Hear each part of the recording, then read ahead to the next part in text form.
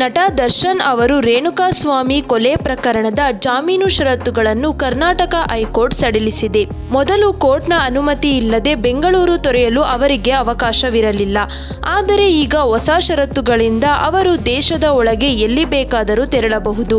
Devil cinema ಶೂಟಿಂಗ್ಗಾಗಿ ಈ ಆದೇಶ ಅವರಿಗೆ ಸಹಾಯಕವಾಗಲಿದೆ. ಎಲ್ಲರಿಗೂ ನಮಸ್ಕಾರ. ಕನ್ನಡ ಟಾಕ್ಸ್ಗೆ ಸ್ವಾಗತ. ದರ್ಶನ್ ಅವರು ಜಾಮೀನು ಪಡೆಯುವಾಗ ಅನಾರೋಗ್ಯದ ಕಾರಣ ನೀಡಿದ್ದರು. ಈಗ ದೇಶದೆಲ್ಲೆಡೆ ಸುತ್ತಾಡಲು ಬಯಸುತ್ತಿದ್ದಾರೆ ಎಂದು ಅಡ್ವೊಕೇಟ್ ಪ್ರಸನ್ನಕುಮಾರ್ ಆಕ್ಷೇಪಿಸಿದ್ದರು. ಹಾಗಾಗಿ ಹೈಕೋರ್ಟ್ ದರ್ಶನ್ ಅವರ ಜಾಮೀನು ಷರತ್ತುಗಳನ್ನು ಸಡಿಲಿಸಿದೆ. ಕೋರ್ಟ್ ಅನುಮತಿ ಇಲ್ಲದೆ ದೇಶ ಬಿಟ್ಟು ತೆರಳುವಂತಿಲ್ಲ ಎಂದು ಕೋರ್ಟ್ ಹೇಳಿದೆ. ಈ ಮೂಲಕ ಅವರು ರಿಲೀಫ್ ಆಗಿದ್ದಾರೆ.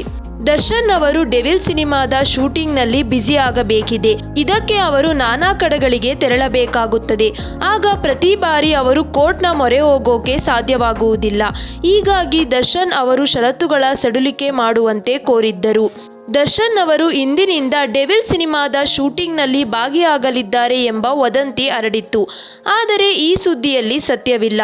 ದರ್ಶನ್ ಅವರಿಗೆ ಬೆನ್ನು ನೋವು ಬಹುವಾಗಿ ಕಾಡುತ್ತಿದೆ. ಹೀಗಾಗಿ ಇದಕ್ಕೆ ಅವರು ಫಿಸಿಯೋಥೆರಪಿ ಚಿಕಿತ್ಸೆ ಪಡೆಯುತ್ತಿದ್ದು, ಬೆನ್ನು ನೋವು ಪೂರ್ಣ ಗುಣಮುಖವಾದ ಬಳಿಕವಷ್ಟೇ ಅವರು ಚಿತ್ರೀಕರಣಕ್ಕೆ ಹೋಗಲಿದ್ದಾರೆ ಎಂದು ಅವರ ಆಪ್ತ ಬಳಗದವರು ಹೇಳಿದ್ದಾರೆ. ಯಾವ ಶೂಟಿಂಗ್ನಲ್ಲೂ ಅವರು ಸದ್ಯಕ್ಕೆ ಭಾಗಿಯಾಗುತ್ತಿಲ್ಲ.